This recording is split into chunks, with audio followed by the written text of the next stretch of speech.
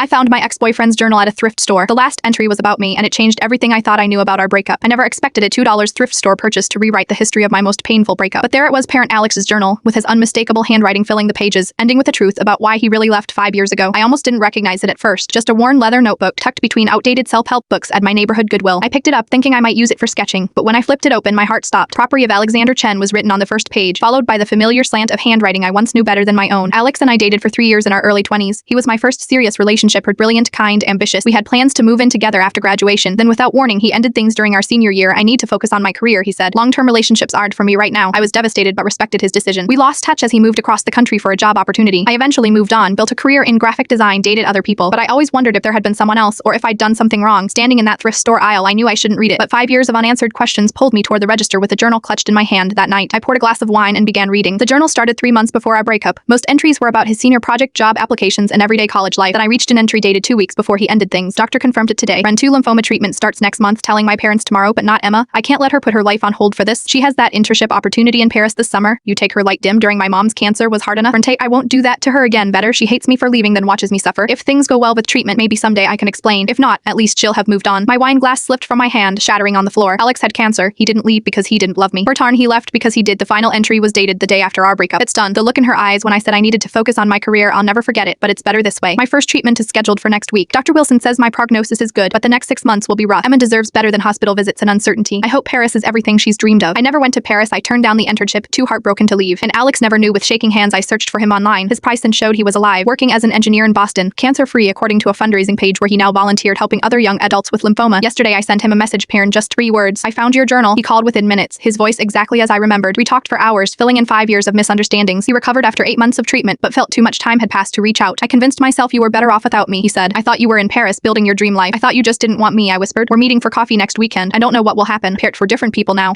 but for the first time in 5 years, I understand why my first love ended. Sometimes people leave, not because they don't care, but because they care too much. Check your local thrift stores. You never know what lost truths you might find between forgotten books and secondhand dreams.